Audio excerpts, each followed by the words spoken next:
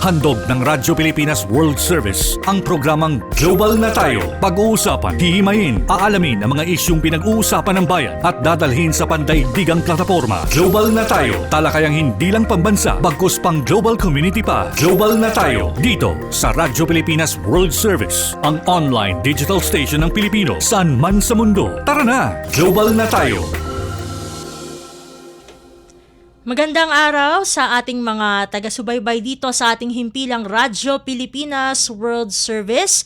Ito po ang ating programang Global na Tayo. Sa ngalan ng ating kasamang si Ray Sampang, ako po si Steph Vicente. At para sa edisyong ito ng programang Global na Tayo ay atin pong matutunghayan ang sinasagawang post-SONA discussions sa makabagong San Juan National Government Center sa San Juan City.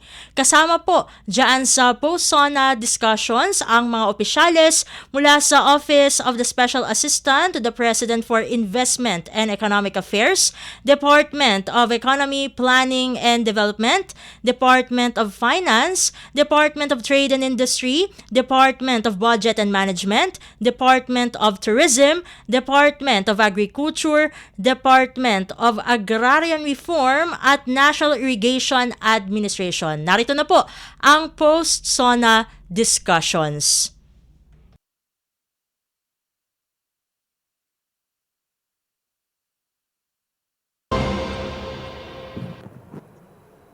Magandang araw sa ating lahat. Ako po si Undersecretary Claire Castro at welcome po sa ating 2025 Post-SONA Discussions. Live po tayo ngayon sa Facebook at YouTube ng Radio Television Malacanang, Presidential Communications Office at ibang mga ahensya ng pamahalaan.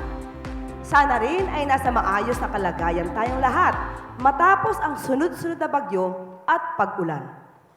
Matapos ang matagumpay na State of the Nation Address ng ating Pangulong Ferdinand R. Marcos Jr., mahalagang magkasama-sama tayo ngayon upang talakayin pa at maunawaan ng mas detalyado ang mga nilalaman ng talumpati ng ating Pangulo. Mula sa mga paksa ng seguridad sa pagkain, pagpapaunlad ng ekonomiya, pagprotekta sa kapakanan ng mga manggagawa, pagbuti ng serbisyong medikal sa bansa, at marami pang iba. Lahat ng ito ay tatalakayin natin sa susunod na 2 araw. Pero ngayong umaga, pag-uusapan natin ang paksang malapit sa ating sikmura, ang food security at economic development. Upang samahan tayo ngayong umaga, isang masigabong palakpakan para sa ating mga panauhin. Special Assistant to the President for Investment and Economic Affairs, Secretary Frederick D. Go. Department of Finance Secretary Ralph Recto. Department of Trade and Industry Secretary Maria Cristina Roque. Department of Budget and Management Secretary Amena Pangandaman. Department of Tourism Secretary Cristina Garcia Frasco. Department of Agriculture Secretary Francisco Tio Laurel Jr. Department of Agrarian Reform Secretary Conrado Estrella III. Department of Economy, Planning and Development Authority Undersecretary Rosemary De Leon. At National Irrigation Administrator Eduardo Guillen. Ang unang katanungan po ay para kay Secretary Recto ng Department of Finance. Binanggit ng Pangulo sa kanyang talumpati kahapon.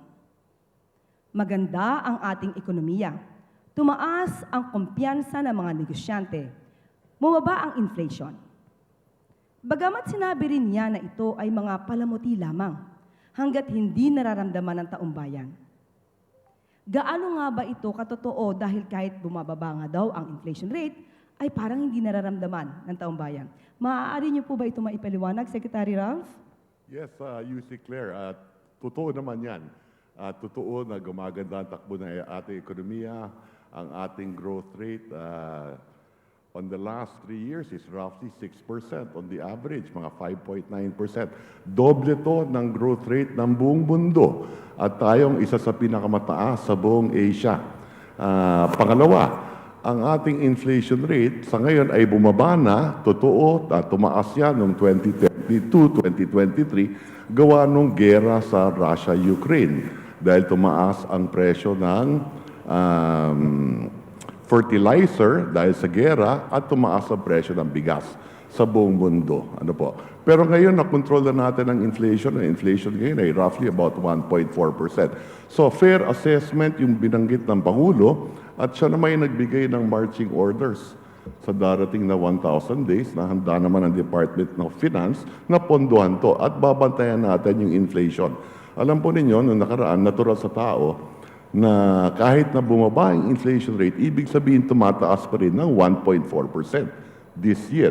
Pero kung tumaas yan ng halimbawa 6% last year, or halimbawa 5% in 2022, natural na kung titignan mo in a 3-year perspective, talagang tumaas pa rin ang presyo ng bilihin. Pero ang mahalaga ngayon, kontrolado na ang inflation. Katulad nga po sinabi kahapon ng Pangulo, ang dami po talaga niyang proyekto para sa mga teachers, para sa health concerns. Sabi niyo nga po ay may pondo. Paano po ba natin masasabi sa mga kababayan natin na huwag sila mag-alala dahil kakayanin ito ng administrasyon? Tama po yan. Ang gastos ng ating pamahalaan sa isang araw, itong 2025, ay roughly 17 billion a day. Na yan ang trabaho ng Department of Finance na siguraduhin may pondo para maipatupad natin yung budget. Ang pinakamahalaga dyan, dapat yung mga proyekto natin sa budget ay tama yung pagpili. Kaya mahalaga dyan yung whole of government approach. Dito tayo sa executive, ganun din ang Kongreso.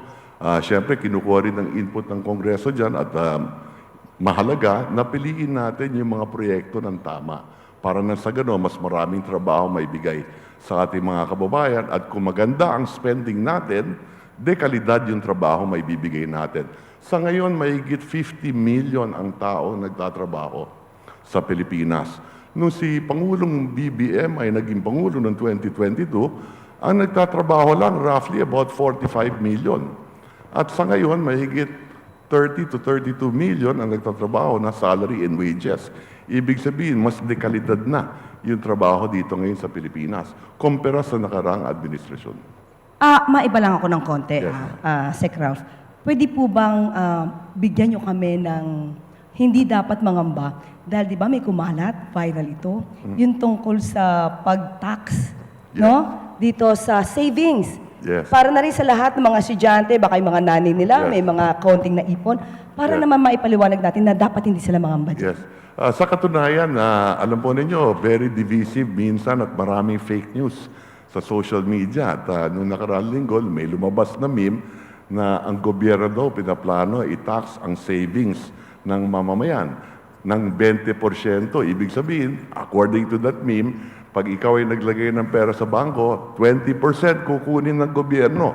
Wala pong katotohanan yun. Fake news yan. Ang katunayan, may mga batas na pinasa ang Kongreso, pinag-usapan ng mahigit 1 taon, 2 taon, pinagkasundaan ng House of Representatives at ng Senado, unanimous ang boto. Ito yung Capital Market Efficiency Promotion Act na kung saan ginawang pantay-pantay lang yung rate sa passive income on your interest income sa bangko, merong buwis yan. Yan ay nung araw pa, 1998, meron na. Ang ginawa lang ng batas na to ay ginawang one rate. Bakit one rate? Para easy to administer. At sino ang tatamaan dyan? 0.4% ng may savings na long-term sa bangko na kung saan yung 0.4% na yan ang pinakamayaman sa ating bansa. So mas makatarungan ngayon yung pagbibwis na yan at sabi ko nga, lahat bumoto dyan sa House of Representatives at sa Senado. Pero may binawasan din buwis dyan para na sa gano'n, ma-deepen natin maging mas maganda yung capital market natin dahil dito sa Pilipinas, nauhuli na tayo sa Southeast Asia. Dapat maturuan din natin yung mga kababayan natin ang tamang pag-invest. Halimbawa, gagamitin ko na ang pagkakataong ito, Yusek Claire. Halimbawa, Kanina, papunta ako dito, nabasa ko sa payagan. Ang Meralco kumita ng mahigit 25 billion sa first half of this year. Ang BDO kumita ng mahigit 50 billion first half of the year. So, anong ibig sabihin yan? Karamihan tayo din nasa Metro Manila. Palagay ko, ang kuryente ninyo lahat dito ay Meralco. My advice, malaki ang binabayad na dividendo ng Meralco. Ang SSS, ang GSIS, bumibili ng shares of stock sa Meralco, nagbibigay ng dividendo yan. Yung puhunan mo, lumalaki pa. Pag ikaw nag-invoke ng time deposit sa bangko lang, baka mas mababa pa yung interest mo kaysa sa inflation rate.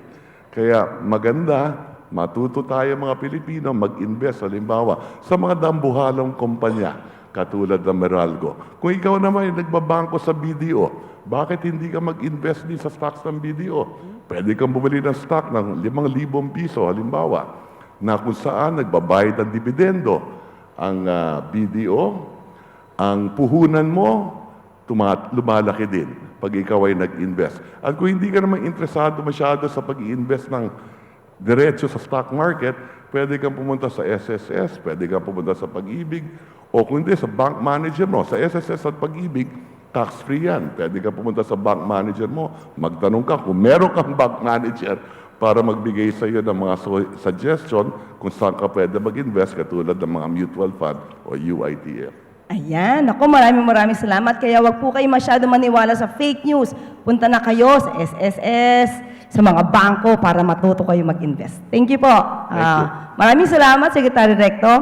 Isa rin sa mga binigyan diin sa SONA ng Pangulo kahapon ang sektor ng agrikultura. Ito ang kanyang sinabi. Napatunayan na natin na kaya natin ang 20 pesos na sa bawat kilo ng bigas nang hindi malulugi ang ating magsasaka. Para sa inyo po, Secretary Laurel, gaano nga ba kahalaga ang murang bigas sa hapagkainan ng bawat Pilipino? Well, good morning, Claire, no? And sana lalo na sa mga kabataan na nandito. Well, napaka-importante na may benteng bigas or murang bigas sa hapagkainan ng bawat pamilyang Pilipino, lalo na doon sa mga below middle class, ano? Dahil mataas nga ang standard of living ngayon at mataas ang bilihin, ay kailangan naman na tumulong ang gobyerno para mapadali ang mapagaang ang buhay kahit konti, no? At isang pamaraan dyan ay through the sikmura. At para, di ba, pag may murong bigas ka, meron pang enough money to buy additional milk, gatas pang bata o kaya ulam, para mas maganda yung salo-salo sa bawat pang-araw-araw. Okay, ang tanong naman natin ngayon, ayan, meron pa po. Magandang balita naman din yung ulat ng Pangulo sa industriya ng pagninyog. At upang lubos na pasiglahin ang industriya ng niyog, hihilingin natin sa Kongreso, ayon po sa Pangulo, na amyendahan ang Coconut Farmers and Industry Trust Fund Act para naman maging mas angkop sa mga pangangailangan ng ating mga magsasaka.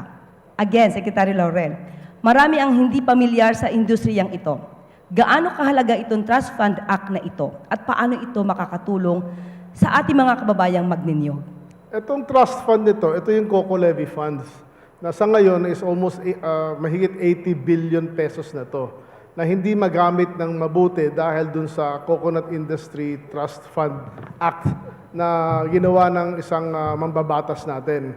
Ang ginawa ng batas na yon ay imbis na ang dapat ay i-focus yung 80 billion na yon sa replanting na tuloy-tuloy na tanim ng coconut natin, no, every year for the rest of hanggat na may Pilipinas pa, dapat taon-taon nagtatanim tayo. Ang nangyari sa atin, dahil nga hindi nagamit to dahil sa mga dating issues dito, ay lahat ng coconut trees natin dito ay naging senile na o matanda na. At ang kaya niyang ibunga sa bawat taon ay 40 nut, 40 nut na lang, 40 nuts. Pero kung bata ito at young, hindi senile na mga trees, it can bear 80 to 100 nuts per year, no? At itong Pond Coco Levy Fund na to, ang unang intention nung nag-research ako is talagang dapat ito sa perpetual replanting. nito. You know, we are one of the leading, either number 1 or number 2 tayo sa coconut industry. Pag hindi natin ma-unlock itong fund na to para magamit majority nito sa replanting purposes para umusad pa at maging number 1 ulit tayo sa mundo, ay walang mangyayari sa atin. Kaya napaka-importante ma-amendahan itong batas nito para magamit itong pondo sa tamang paggagamitan. Ayan. Talking about funds, sir. Paano po ba natin, balik tayo doon sa 20 pesos na bigas, kasi ito yung mga gusto ng mamamayan natin. Paano natin masusustain yung 20 pesos na bigas next year? Ano yung aasahan natin? Well, ang plano natin is we will deploy or we will sell 20 peso rice to 15 million households. Ang isang household ho is about 4.2 people per household. So about 60 million Filipinos ang tatargetin natin. And this is middle income families below. No? So halos kalahati ho ng ating populasyon ang ating mabibigyan ng 20 peso rice. But of course, may hard limit to sa initial start at 10 kilos per month. At pwede hong rumami to as we go along kasi nga may mga logistical problems tayo. Sustainable to, of course, this is first, initially this will be a subsidy. No? Ang subsidy na ating nilaan ng gobyerno rito is 18 billion pesos for next year. No? But of course, ang gagamitin lang ng gobyerno for next year is cash in na ilalagay is 10 billion. Yung 8 billion kasi meron na tayo as of the moment. No? Nandyan na. At palay na yan at bigas. But in the future, the way to make it sustainable is we plan to buy rice from the farmers with the additional funds at ibebenta namin yung 20% nito sa 20 pesos. Yun ang mabibili sa mga farmer. Yung 80% ng aming bibilhin na palay sa mga farmer, ibebenta to sa retail at anywhere between 38 to 42 pesos na may kita. So para ma-subsidize yung murang 20 pesos. But para magawa natin yan, kailangan din natin amyendahan ang batas ng RTL at mabalik ang powers or functions ng NFA to be able to distribute rice so we can buy rice as we sell rice. Hindi kayo tulad ngayon, naka-buffer stocking lang tayo, kaya hindi kami makagalaw.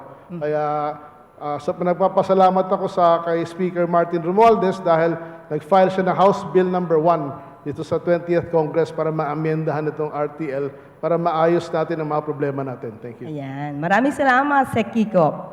Dumako naman tayo sa pagninegosyo. Ang sabi ng Pangulo sa kanyang SONA kahapon, ipagpapatuloy natin ang pagbibigay ng puhunan sa mas marami pang negosyante para makapagsimula ng maliit na negosyo o micro-enterprise sa mababang interes at walang kolateral, pati na rin ang kapital at proteksyon para sa mga yamang isip. Gaano po kahalaga sa inyong ahensya at siyempre sa ating mga kababayan ang pahayag na ito mula sa Pangulo? Secretary Cristina. Actually, napaka-importante po ang puhunan sa isang MSME or isang micro-enterprises kasi yun ang pinaka-importante na kailangan nila. Most of them, meron na po silang mga produkto pero hindi nila maisulong ito dahil kulang po sila ng puhunan. So, under the DTI, meron kaming attached agency which is called the SB Corporation. Bangko po ito. So, we have totally changed the patakaran or we have totally changed the process of acquiring loans dito. So, ang loans po niya, 1 year po, wala nang bayad ng interest and principal payment. So, we give the businesses at least 1 taon para makaumpisa at saka para makarecover. Tapos, ang interest rate nito, napakababa. In fact, in the start, kung hindi pa kayang magbayad ng interest, it's okay. So, magbayad lang ng principal. So, we have actually 1 year for them to get started. Tapos, wala po itong collateral, especially for amounts from 10,000 hanggang 10 million. Wala po itong collateral. So, this is given to all MSMEs mag-register lang po sila. There's no, not too much requirements anymore.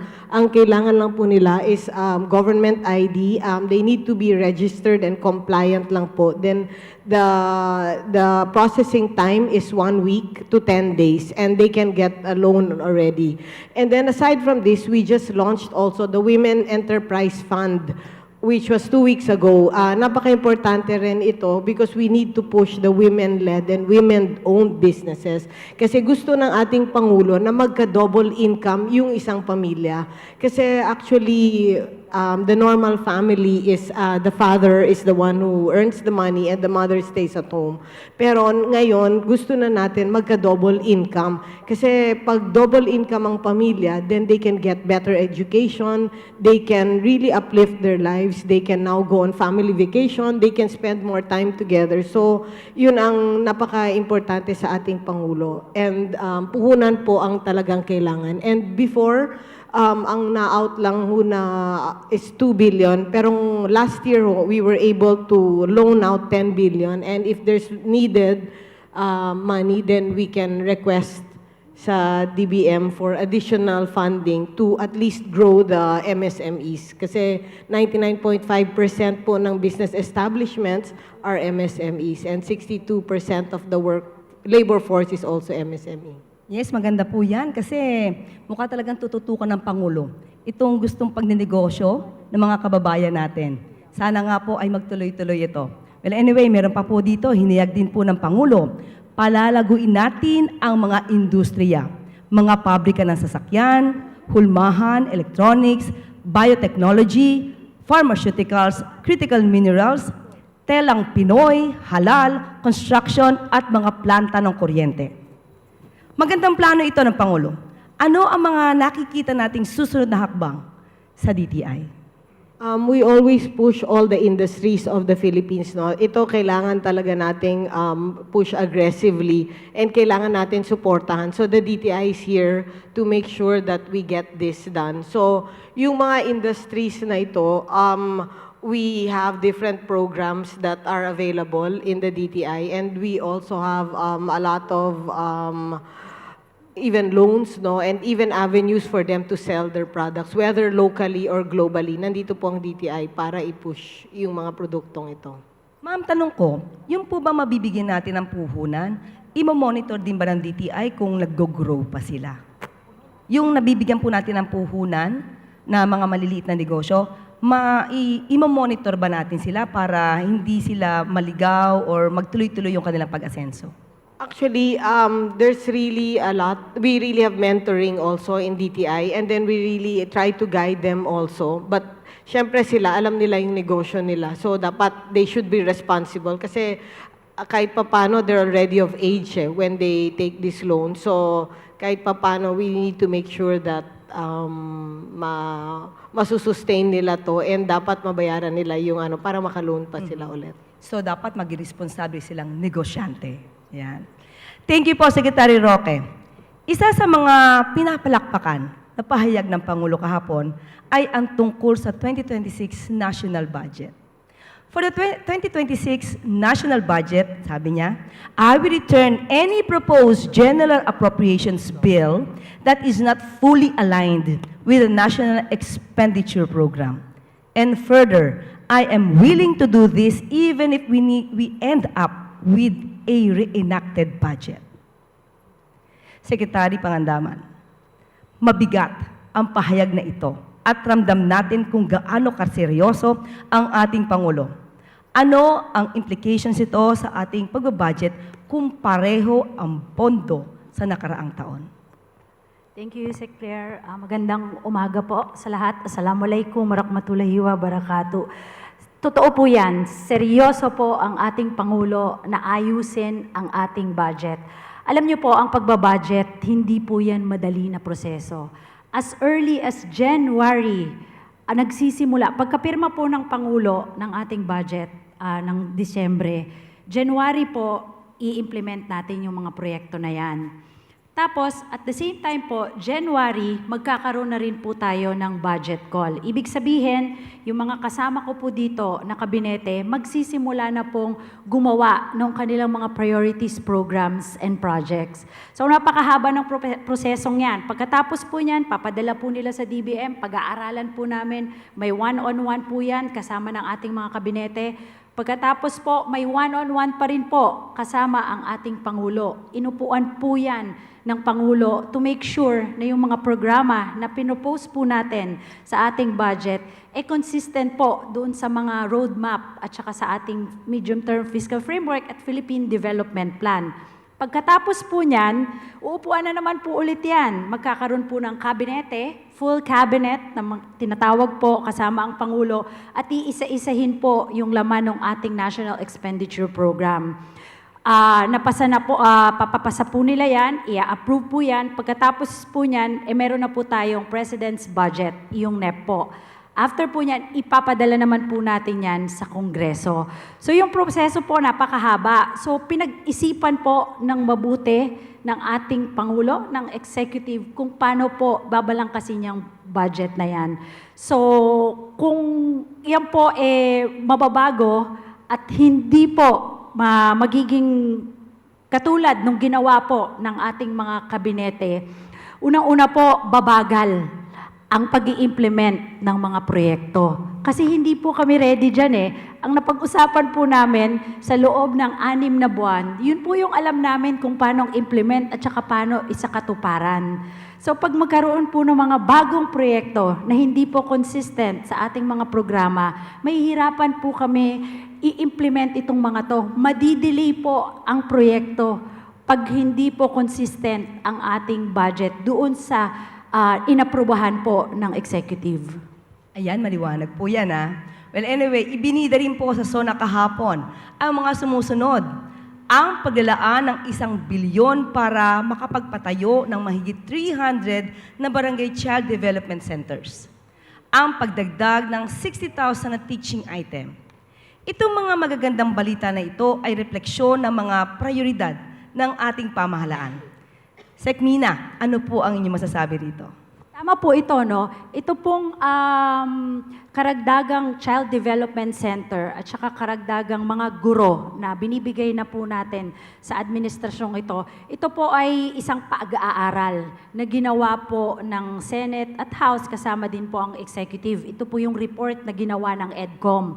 Matatapos na po ang EDCOM ngayong taon na to at kasama po doon sa kanilang pag-aaral na napakalaki po ng backlog ng ating Child Development Centers. Kung hindi po alam ng ating mga kababayan, ang Child Development Centers po, ito po yung nursery and prep. Wala po kasi tayong ganyan sa ating sistema.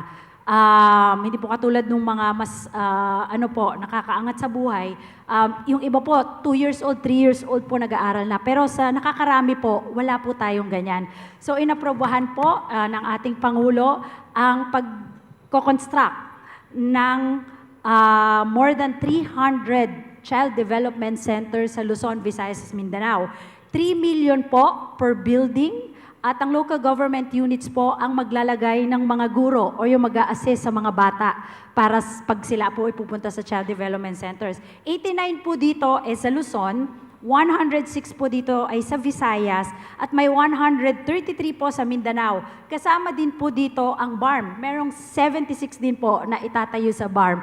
Ang maganda po nito, napirmahan na po natin ang joint memorandum with DepEd at ECCD kasi katulong po natin sila sa pag-identify. Tapos mamayang hapon po, pipirmahan na rin natin together with the local government units, yung mga benepisyaryo para masimulan na po nila yung proyekto. Sa teachers naman po, alam po natin lahat na may backlog sa teachers. Marami estudyante pero kulang ang ating mga guro. So sa panahon po, ngayon pong administrasyon ng ating Pangulong Bongbong Marcos, sisikapin po natin na matapos ang backlog na yan. Ngayong taon pa lang po, meron pong 20,000 teaching positions, may 10,000 admin positions. Bakit po importante ang administrative positions? Yung mga teachers po natin, hindi lang sila nagtuturo, sila na rin po yung gumagawa ng admin work sa opisina. So kulang po yung oras nila sa pagtuturo. So susunod na taon, dodoblehin po rin natin yan. Meron din po tayo mga guidance counselors na idadagdag. So it's more than 65,000 na po ang nabagawa nating na kikreate na nating positions para sa ating mga guro at saka sa mga admin staff. Yes, thank you. Actually po, isa sa mga mahal talaga ng Pangulo ay ang ating mga guro. Sinabi po yan ng Yes Pangulo. po. In fact, kasama din dito sa susunod na budget natin ay yung pagtitraining ng ating mga guro. Segmina, pakicorrect po ako, baka nagkamali ako. More than 300 child development centers or 300,000? 300 po Okay. ang ipinapatupad natin ngayong taon at magkakaroon pa rin po tayo sa susunod na taon. Salamat, Segmina. Isa sa mga mahalaga na banggit din ni Pangulong Marcos Jr. kahapon ang pahayag na ito. The Regional Project Monitoring Committee shall examine that list of projects and give a report on those that have been failures, those that were not finished, and those that are alleged to be ghost projects. Ano mga plano ang ng inyong ahensya po para rito, Undersecretary De Leon? Yes. Una sa lahat, magandang umaga, Yusek Claire, and sa mga cabinet secretaries and of course the students who are here. No? Pakinggan nga namin yung, yung direktiba ng Pangulo kahapon. Yung Regional Project Monitoring Committee is actually a committee under the Regional Development Council.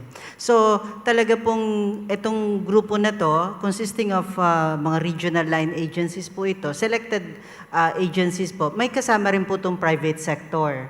May mga private sector reps po sa mga RPMC. So meron po talaga silang minomonitor ng mga proyekto, pero yun nga, sa dami na ito, so baka hindi talaga nasusuyod lahat. There's really a prioritization that happens. So with the directive from the President kahapon, ang gagawin po namin ay ipaprioritize po lahat ng yung may bibigay na list sa amin ng DPWH. And while waiting for that list, binabalangkas na po ng grupo namin, ng Regional Development Group namin, yung magiging protocol ng review para noon magiging objective, hindi naman tayo magiging witch hunting ganyan. So magiging objective po yung pagre-review nito at gaya na nga na sinabi ko, meron tayong private sector na representative dito.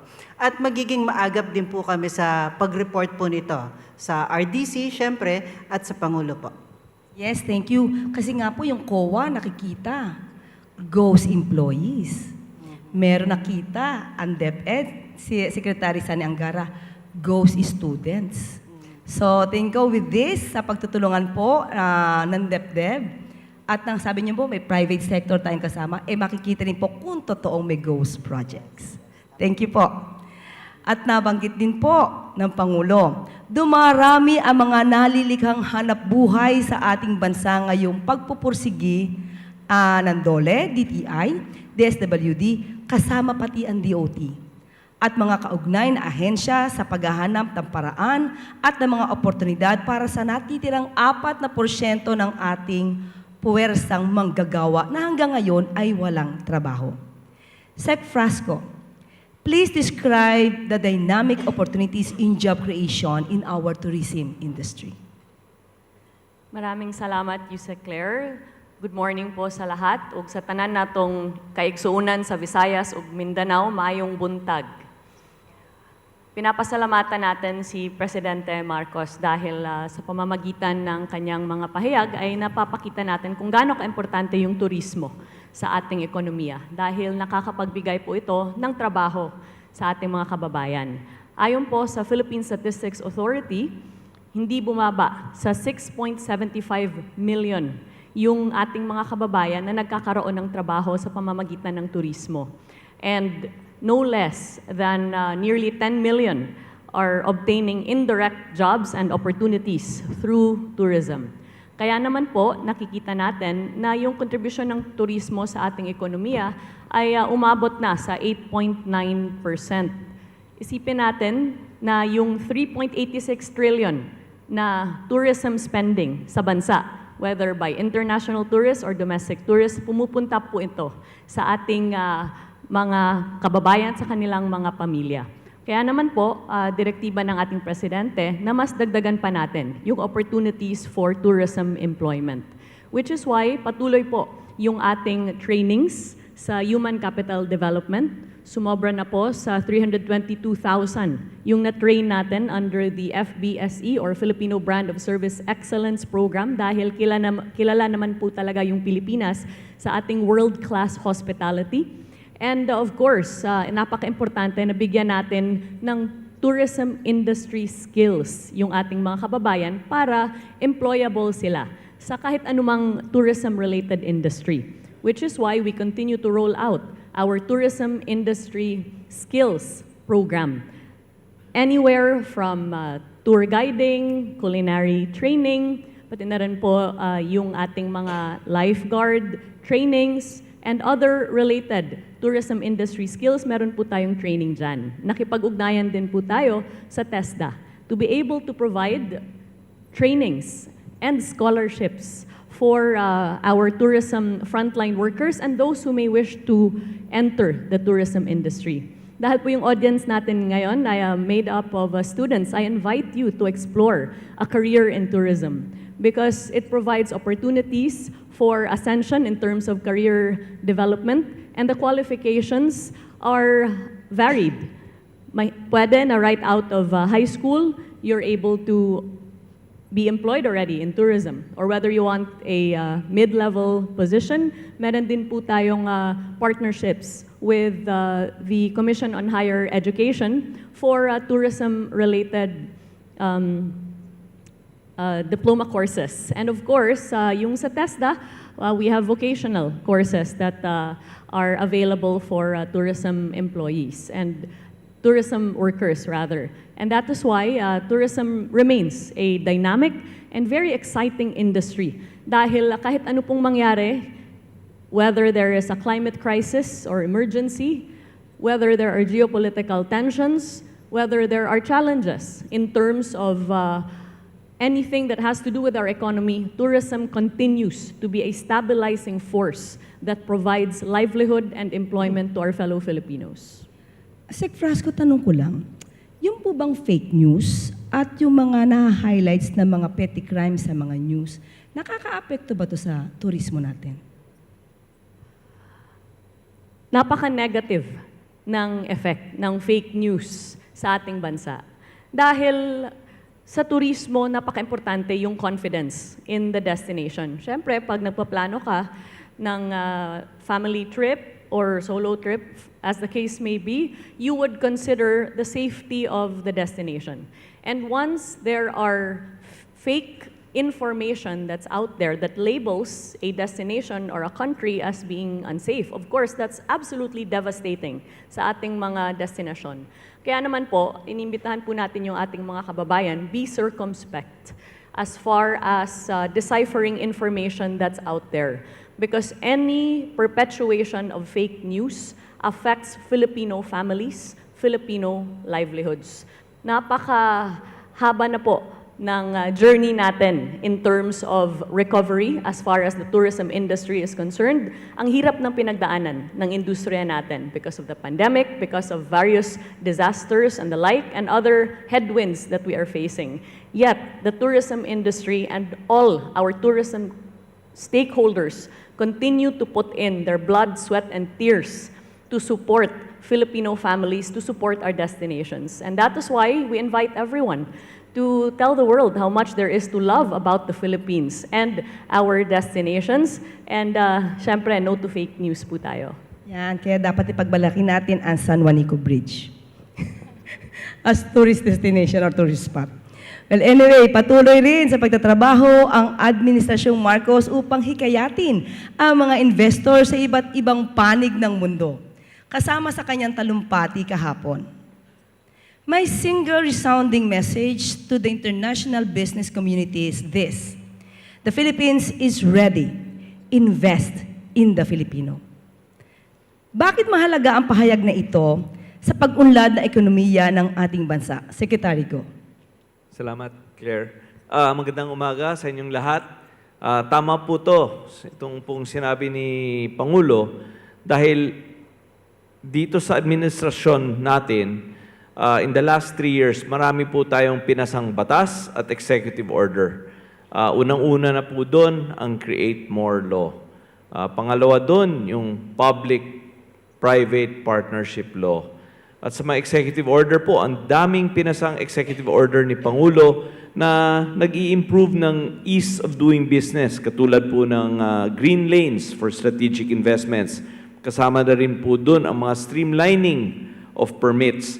Napakahalaga po sa atin na maka-attract ng mga investments dito sa bansa natin dahil ito po ang nagpro-provide ng mga trabaho. Ito po ang nagpro-provide ng mga good, high-quality jobs dito sa ating bansa. And, you know, every year, we have a new generation of graduates from our colleges, from our vocational schools that are seeking employment. Kaya napakahalaga po itong mensahe sa lahat ng negosyante, kasama na po yung mga taga-Pilipinas at kasama rin po yung mga taga-ibang bansa, na the Philippines is more than ever open and ready to do business. Thank you very much, Secretary Go. Para sa mga umaabuso sa kalakaran ng agrikultura, binitawan ng Pangulo ang mga salitang ito. Binabalaan ko ang mga trader na magtatangkang magmanipula ng presyo ng palay o ng bigas o manloloko ng mga magsasaka. Hahabulin namin kayo dahil ang trato namin sa inyong ginagawa ay itinuturing naming economic sabotage. Pakipaliwanag nga rin po ito, Secretary, at bakit economic sabotage po ang itinuturing ito. Ganito po yun. Kasi last year, nagpasa po tayo ng bagong batas. Ang pangalan po ng batas ay Anti-Agricultural Economic Sabotage Act. Sa batas po na to,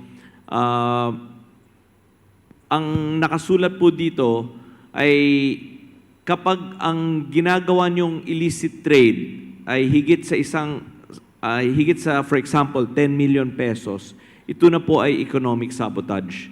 Siyempre po, every day, araw-araw, hinahabol po ng Department of Agriculture, hinahabol po ng Bureau of Customs, hinahabol po ng BIR, ang mga iba-ibang mga illegal na negosyo or mga taong nagpapasok ng mga produkto na wala sa tamang proseso, walang tamang permits.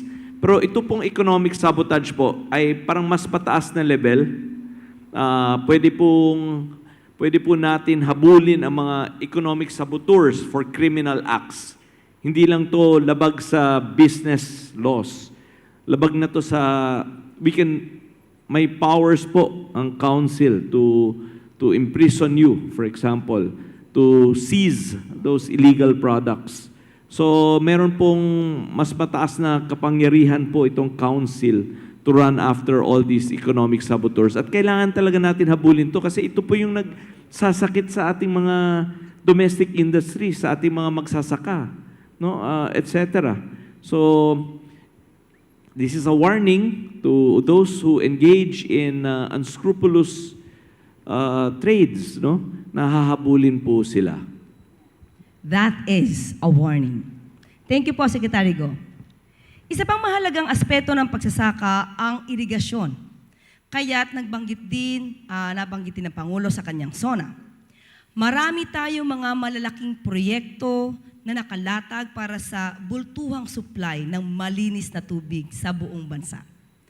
Anong mga proyekto ang tinutukoy ng Pangulo rito at paano ito makakatulong sa ating mga kababayang magsasaka? Admin Guillen. Naibaga bigat, Yusek Claire. Magandang umaga po sa ating lahat. Actually, nitong mga nakaraang taon po, marami na tayo natapos na mga irigasyon. Katulad ng Malmar Phase 2 natin sa Mindanao. Itong ating Balbalungaw Dam, yung Halaor Dam, yung Kabaruan Solar Pump Irrigation Projects, Solbec Dam, at marami pa pong iba. In fact, may mga bago po tayong projects ngayon. Pag tinataya po namin sa NIA, abot po ito ng almost 100,000 hectares.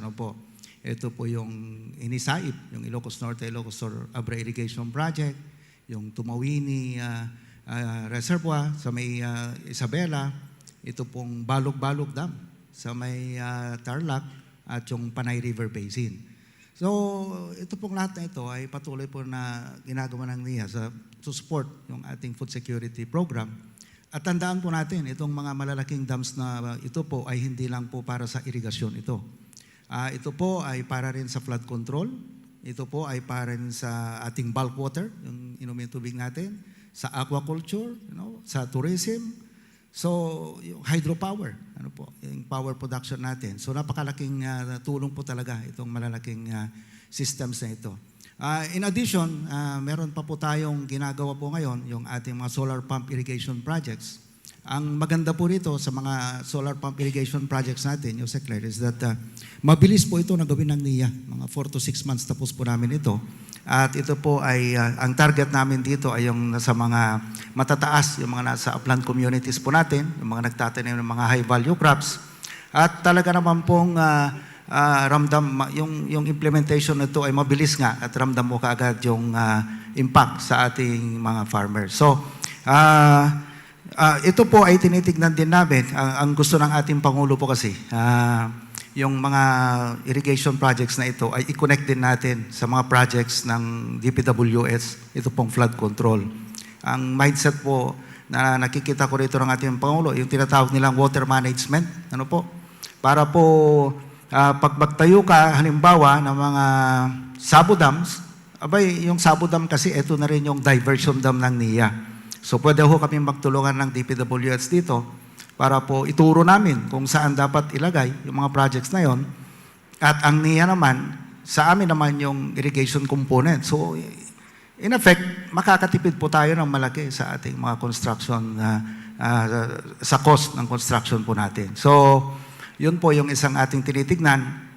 Ang totoo po niyan, may mga natapos na rin po kami ng DPWH dito.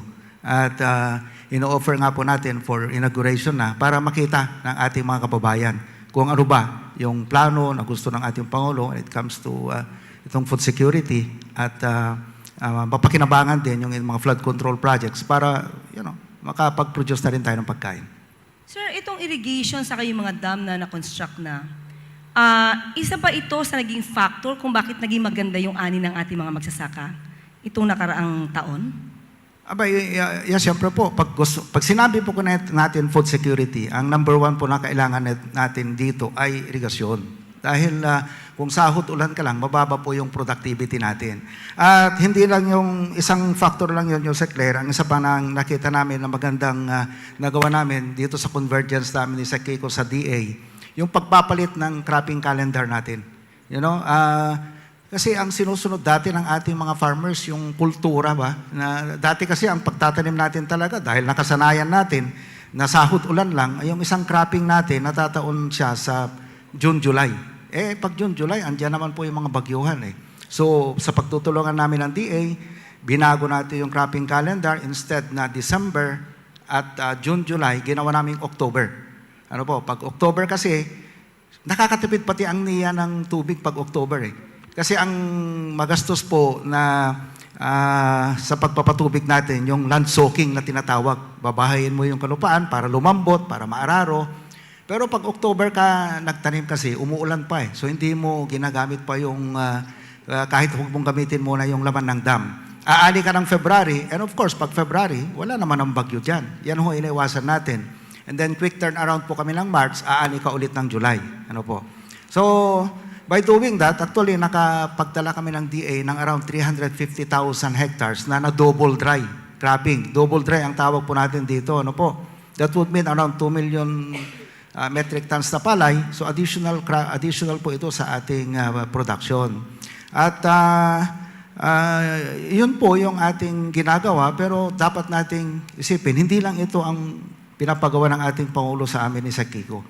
Pati yung pag-capture ng whole value chain ng rice production, ginagawa namin ng DA po yan. Yung convergence namin, yung pagbibigay ng mga rice processing system, kung napansin ninyo, ang gusto kasi ng ating Pangulo, yung whole rice value chain, ay maging player dyan yung ating mga farmers, ma-empower natin sila para mabawasan yung middleman. Yan po. Salamat po, Admin Gillian. At para naman sa ating Department of Agrarian Reform, ito po ang sinabi ng Pangulo. Kasalukuyang pinapabilis ng DAR ang pamamahagi ng mga CLOA at ng mga e-titles, pati na yung mga COCROM bilang patunay na wala ng utang ang mga benepisyaryo ng agrarian reform. Upang mas maliwanagan po ang ating mga kababayan, lalo ng ating mga agrarian reform beneficiaries, pakipaliwanag po ang programang ito, Secretary Estrella. Maraming salamat, Secretary Claire. Akala Sik lang ko, po.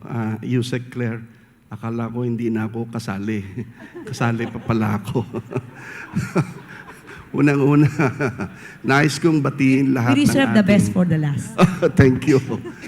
Nais ko pong batiin lahat ng ating mga panauhin at ang ating mga kasama sa kabinete. At lalong-lalo na ang ating mga kabataan, nandito sila. At ito'y tungkol sa kanilang kinabukasan. Mabalik ko tayo doon sa subject matter. Bumalik tayo at ating suriin ang datos.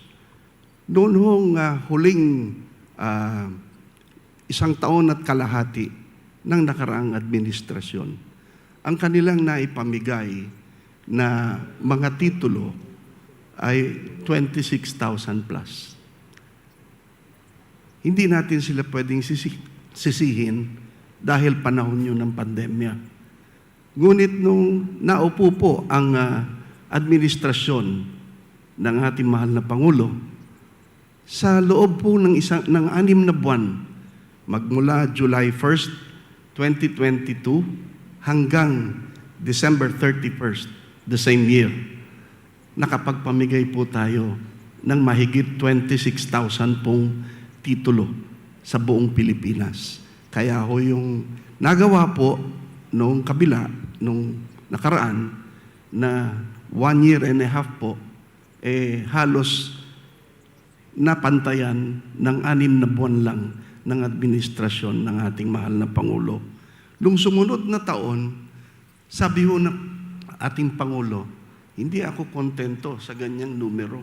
Kaya ho, yun ho, 26,000. Nung sumunod na taon, 2023, naging mahigit sa 50,000 po ang napamahagi natin ng mga titulo sa ating mga magsasaka. And then 2024,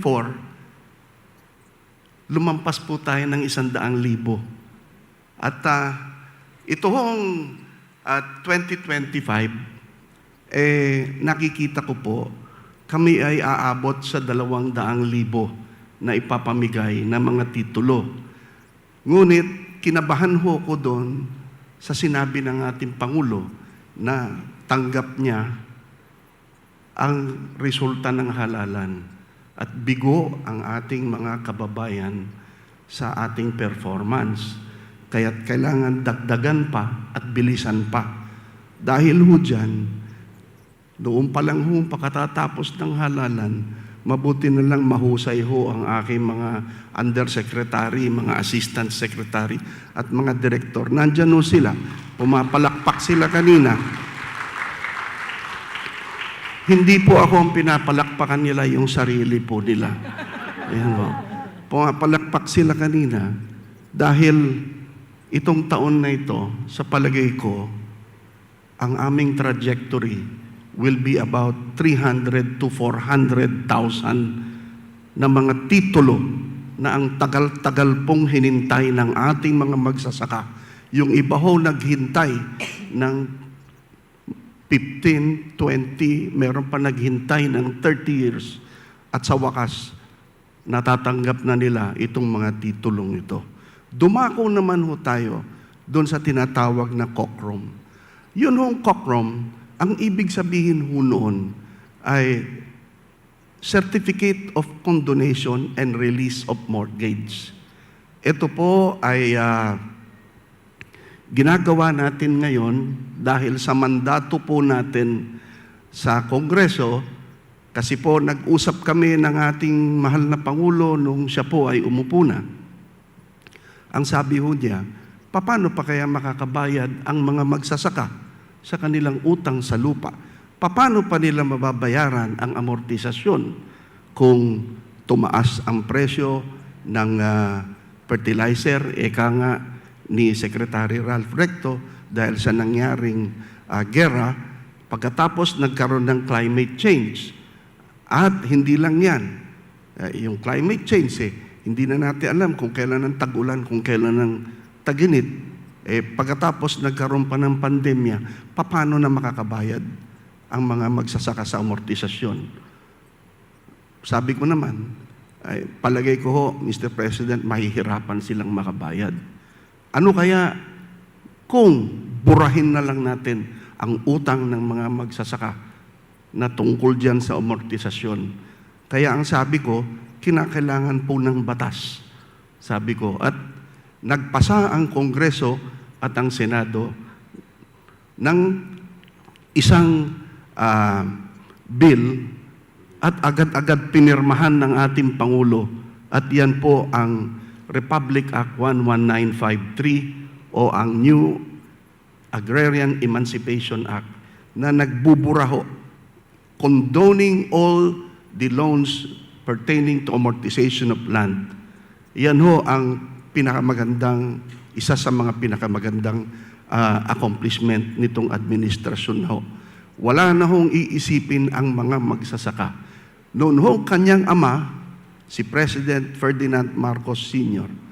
at ang aking lolo, si Secretary Conrado Estrella Sr. na kanyang kalihim ng agrarian reform noon, namigay ho ng lupa at yun hong lupa na ipinamigay nila noon ay may kasamang utang. Ngayon ho, ang ating mahal na Pangulo at inyong abang lingkod at dahil sa suporta rin ho ng Kongreso at Senado, namimigay tayo ng lupa ngayon. Libre na ho ang lupa na ipinapamigay natin. At yan po sana ay pangalagaan pati ng mga anak at ng mga apo ng ating mga agrarian reform beneficiaries. Salamat po. Siguro po, Secretary Estrella, nung panahon po ni President Ferdinand Sr. at ni Secretary Estrella Sr. ay nag-uusap tungkol sa pagbibigay ng lupa sa mga magsasaka, kayong dalawa po ni PBBM ay nandoon at lagi nakikinig. Kaya ganyan din po ang inyong naging advokasya ngayon. Opo. In fact, nakakatakot nga ho yung sinabi ng ating Pangulo eh. Ang sabi ho niya, tsaka na tayo magpahinga, pagpatay na tayo. kaya talagang pinagsisipagan po naming lahat. Napakasipag po ng mga kasamahan ko dahil ang ating Pangulo is showing a good example. Siya po ay napakasipag, kagagaling lang ng abroad, ikot ng ikot, pagkatapos tatamad-tamad ka, baka masabihan ka ng mahiya naman kayo. Hindi ba? Kaya kailangan magsipag ho talaga. Salamat Po. Secretary. Ayan po. Sa puntong ito, atin pong sasagutin naman ang mga katanungan mula sa ating mga kaibigan mula sa media. Okay? Unahin po natin. Secretary Ralph, sa GDP growth within the context of external challenges, how is the performance of the Marcos administration doing so far? Alam po ninyo, Yusek Claire, magandang katanungan yan. Kung matatanda ninyo, naging napakalaking hamon para sa Pilipinas itong third decade of the 21st century. Dahil unang-una, nag-umpisa tayo sa pandemic noong 2021. At matatanda ninyo, ekonomiya natin noon ay bumagsak na mahigit 9.5%. Mas malaki pa ang bagsak kaysa noong World War II, kung tutuusin natin. At dahil doon, milyon-milyon tao ang walang trabaho, nag-lockdown yung ating ekonomiya. Nung si Pangulong BBM ay naging Pangulo noong 2022, ang utang ng Pilipinas noon mahigit 13 trillion. Kulang-kulang 13 trillion. At pagkatapos noon, nagkaroon ng gera ang Russia-Ukraine. Dahil dito, tumaas ang inflation, tumaas ang presyo ng gasolina, tumaas ang presyo ng pagkain, lalo na ang bigas. No? At pagkatapos noon, nagkaroon pa ng gera ulit. Yung Israel-Gaza, Israel-Iran, may trade war.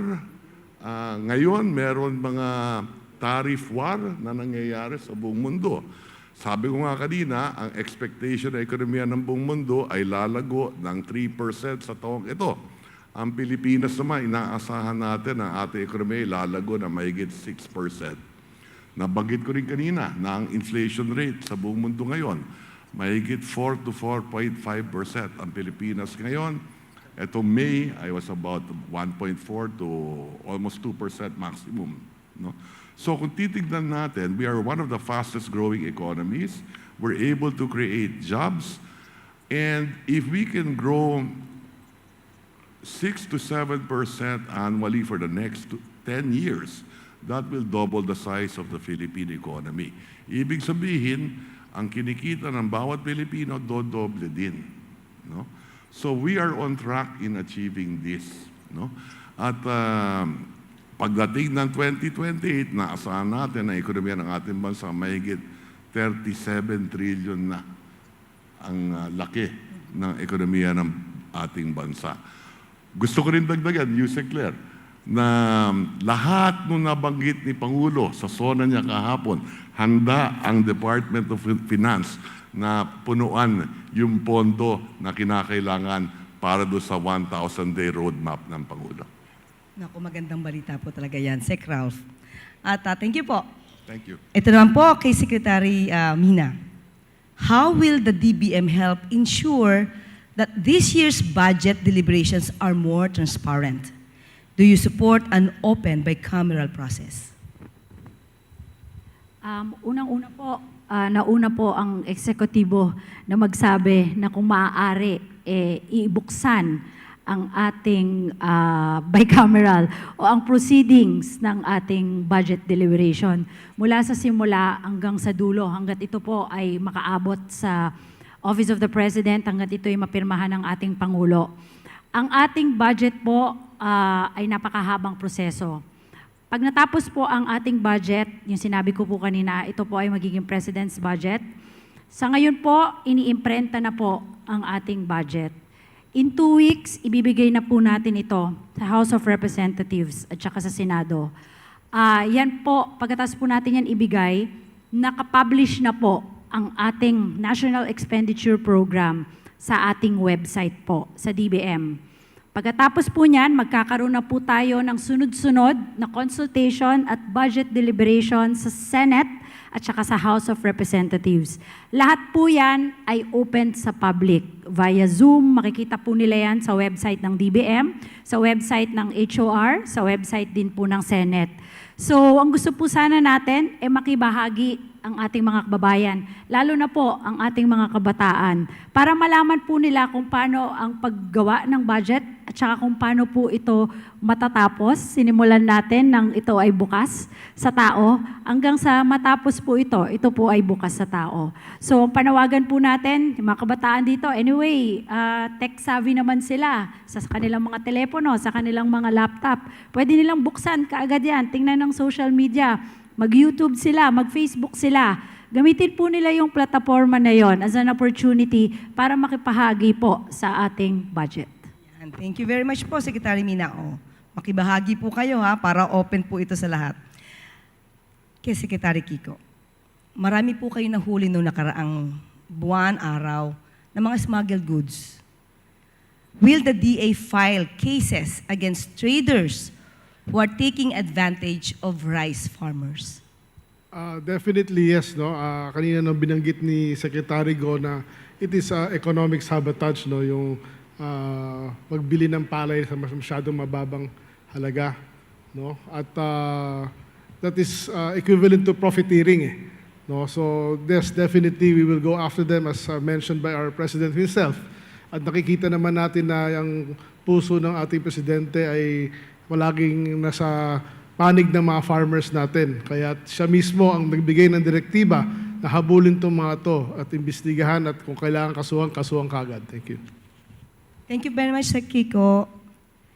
Kay Secretary Estrella po, marami na po tayong napamigay na CLOA e-titles. Paano po natin masisiguro na hindi lang titulo ang maibibigay natin sa farmers para magtuloy-tuloy yung ganda ng ani nila?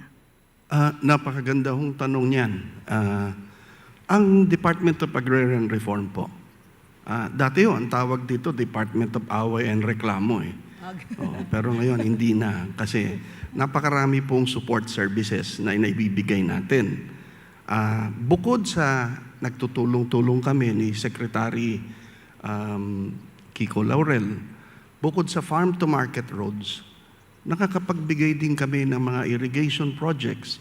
Kamakailan lang, nag-groundbreaking kami kasama ang ating Pangulo at ganun din si Administrator Gillian. At meron kaming napakalaking irrigation project na sinimulan. Actually, hindi yung sinimulan. Itinutuloy lang po ng ating mahal na Pangulo at ng abang lingkod. Ito pong project na ito ay magbibigay ng irigasyon sa buong taon sa 12,000, mahigit 12,000 hectares. At malaki pong maiko-contribute niyan sa ating food security at sa ating ekonomiya. At hindi lang ho yun, namimigay rin tayo ng farm machineries and equipment. Sa katunayan dahil sa suporta natin sa maraming mga kooperatiba ng agrarian reform.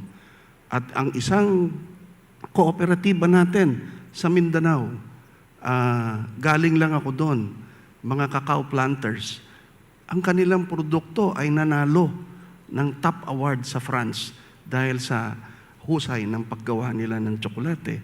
At ganun din sa mga iba pang lugar, maraming success stories ang agrarian reform. Hindi lang kami marites, pero pagsasabi na namin mula ngayon. Ganun po. Salamat po. Thank you, Secretary Estrella. Napakaraming programa na ang nagawa, marami ng projects na natapos. Nakakapagtaka lamang po bakit yung mga obstructionists hindi nakikita itong mga proyektong natapos na. Well, anyway, salamat po sa pakikibahagi ng ating mga kaibigan sa media. Kasama rin natin dito ng live ang mga mag-aaral, mula sa San Juan National High School. At mayroon po tayong mga ilang katanungan mula mismo sa mga estudyante. So, unahin po natin si Nicole Ventinilio, Grade 10, Section Mabini ng San Juan National High School. Nasaan si Nicole? Okay. Tanong po kay Secretary Kiko, paano po masisiguro na hindi malulugi ang mga magsasaka pinapatupad na, sa pinapatupad na 20 pesos kada kilo na bigas? Well, good question, no? Ang ipapamahagi natin na 20 pesong bigas ay it's only a small portion ng ating produksyon, no? It is only about 10 to 15% of our total production. So ibig sabihin yan, mag-hit 80 to 85% of our production should be sold at the right prices, ano? At na hindi dapat malugi ang ating farmer. Ganon din ang sinasabi natin ay kung may malulugi man dito sa ating programa na ito, sa pangako na natutupad na 20 pesong bigas, ang dapat malugi dito ay ang gobyerno lang. Hindi dapat malugi ang ating farmer. Maraming fake news at maraming taong nagte-take advantage, lalo na mga ibang trader na ginagamit yung ating 20 peso na programa para mapababa ang presyo ng palay. At hindi tama yon. At hahabulin ho natin yon at susiguraduhin natin sa susunod na mga harvest seasons ay maayos na itong mga problema na ito sa baba ng presyo ng palay para maging mapayapa din naman ang ating mga rice farmers muli. Yan. Thank you po, Sec Kiko. Ito naman ay mula kay Shuyen Macariola, Grade 10, Section Malvar. Same school, San Juan National High School. Nasaan si Shuyen? Opo, medyo mabigat po ito, ha? Daig pa po yung question mula sa media. In President Marcos Jr.'s 2025 SONA, he emphasized the country's agricultural growth and sector, also the improvement of the food security and the economy. How do his proposed policies such as investments in local farming, modernization of supply chains, and support for small businesses address the long-lasting issues of rural poverty, food accessibility, and economic inequality? Sino po ba ang mas... Kayo po, Sec Kiko. Akin ulit. Well, definitely we need to invest in our rural areas. Ano? Ang pinaka-importanting investment sa ating rural areas natin is mostly agricultural. So ang pinaka-importanting investments dito ay, of course, number 1, irrigation, water impounding. Number 2 would be post-harvest facilities, no? Katulad ng mga rice mill, dryers, for corn, for rice, cold storages for high-value crops. So lahat yan Lahat yan actually sa totoo lang, napabayaan yan ng matagal. Unfortunately, I have to say it, ng previous administrations ever since 1986 sa aking pagsusuri. Ngayon lang sa administrasyon ng ating Pangulong Bongbong Marcos na talagang pinapansin ito at talagang nag-i-invest ang ating Pangulo sa rural development ng ating agricultural value chain. But of course, the government does not have the money to invest in everything. So we really need the help of yung private sector na, no? Local and international, para tulungan tayo, para maitaguyod natin ulit ang food systems natin for our food security. Salamat, Sec. Kiko. Ngayon, bilang panghuling pahayag ng ating sa atin. Ano na po? Okay, ng ating mga panelists, nais po namin kayong tanungin. Very brief po Ano ang aasahan ng taumbayan sa administrasyon ni President Ferdinand R. Marcos Jr. upang mas mapaganda at maiangat ang buhay ng mga Pilipino sa ilalim ng bagong Pilipinas? Very briefly, kumpletuhin niyo po ang pahayag na ito. Sa bagong Pilipinas, blank. Sec. Ralph. Sa bagong Pilipinas, ilalapit natin ang gobyerno sa inyo. Sisiguraduhin natin mapagaan ang buhay ninyo dahil yung mga serbisyo ng gobyerno ilalapit sa inyo at padadaliin po natin. Thank you po. Sec. Kiko. Sa bagong Pilipinas ay aayusin natin ang lahat na nagiging issue at problema natin sa agrikultura. Kaya para sa pagbaba namin by 2028 ay maayos na sana lahat. Sec. Roque? Sa bagong Pilipinas, makakaasa po kayo that all the departments and the cabinet secretaries are going to work together to make sure na lahat ng programa na gusto ng ating Pangulo ay magagawa. We have 3 years to go, and definitely aggressive po ang approach ng lahat ng cabinet secretaries sa gusto po mangyari ng ating Pangulo. Sec. Estrella.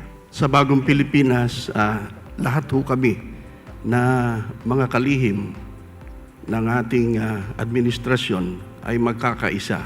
Magbibigkis-bigkis po kami ayon sa aming sinumpaan at bilang Pilipino at nagmamahal sa Pilipinas, kami po ay magtutulong-tulong upang mapaganda ang buhay ng mga agrarian reform beneficiaries at ang lahat ng ating mga mamamayang Pilipino. Salamat po. Thank you. Sec. Frasco.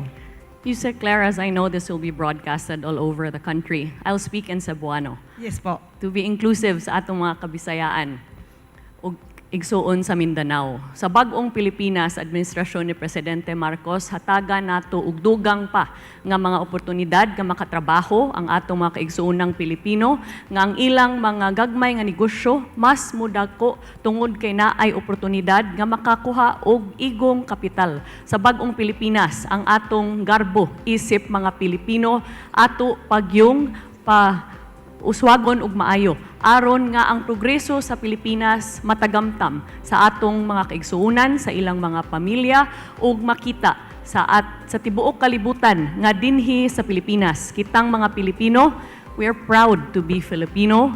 We are proud to banner the beauty of our destinations, and we are proud to declare to the rest of the world that we love the Philippines. Thank you. Secretary Mina? Dalawang bagay lang po. Sa bagong Pilipinas po, asahan niyo po na ang Department of Budget and Management, katuwang ng ating mga kabinete, na magiging responsive po ang pagsasagawa ng ating budget. Kung ano po ang kinakailangan ng tao, makikinig po kami dyan, handa po kaming mag-invest dyan. Pangalawa, we will also make sure na kung ano ba ang budget na nakalaan sa atin, makaraning ng mas mabilis sa mga tao. We will be more transparent, we will be more accountable sa mga kababayan natin. Thank you. Sec Go. Sa bagong Pilipinas, lahat ng ginagawa namin ay para sa inyo. Malinaw na malinaw po ang mga instructions ni Pangulo sa buong kabinete. Everything we do is for the people. Whether it is delivering lower food prices, healthcare, education for our youth, jobs for everybody. Kaming lahat po ay focused at dedicated sa pag-deliver ng services po sa inyong lahat. Thank you. Thank you po. Yusek Adilion. Thank you. Sa bagong Pilipinas, makakaasa po kayo that it will be a government that really works for the people at hihikayatin din po namin ang lahat-lahat ng mga sektor, pati mamamayan, pati mga estudyante na tulungan kami para mas malapit na natin makamit ang ating ambisyon, matatag, maginhawa, panatag na buhay. Thank you. And Admin Eddie. Sa bagong Pilipinas, makakaasa po kayo na patuloy ang aming samahan, ang aming convergence ng iba't ibang agencies para ma-empower natin yung mga farmers natin, para doon sa value chain ng rice production, ng food production ay may kapangyarihan po sila. And, mabawasan po yung kapangyarihan ng mga middleman at para po more equitable, mas makikinabang po ang mga farmers natin at mga consumers. Maraming salamat po sa ating mga butihing panelists, gayon din sa lahat na nakadalo at nakilahok ngayong umaga para sa ating makabuluhang talakayan kaugnay ng seguridad sa pagkain at pagpunlad ng ekonomiya. Mura, masustansya at maaasahan na supply ng pagkain, matatag na ekonomiya na pinoproteksyonan ang ating mga iba't ibang industriya. Yan po ang bagong Pilipinas. Maraming salamat po. Magbabalik po mamayang alas 12 ng tanghali para sa susunod na sesyon, ang Environmental Protection and Disaster Risk Reduction Cluster. Ako po si Undersecretary Claire Castro at ito ang 2025 POSONA Discussions. Maraming salamat. At inyo pong napakinggan ang POSONA Discussions na tulad nga po ng nasabi ni Yusek Claire Castro ay nakatuon sa food security at sa ating ekonomiya. At dito na po nagtatapos ang edisyon ng Global na Tayo para sa araw na ito. Ako pong muli ang inyong lingkod, Steph Vicente. Magandang araw at stay safe po sa ating lahat. Handog ng Radyo Pilipinas World Service ang programang Global na Tayo. Pag-uusapan, hihimayin, aalamin ang mga isyung pinag-uusapan ng bayan at dadalhin sa pandaigdigang plataforma. Global na Tayo, talakayang hindi lang pambansa, bagkus pang global community pa. Global na Tayo, dito sa Radyo Pilipinas World Service, ang online digital station ng Pilipino saan man sa mundo. Tara na, Global na Tayo.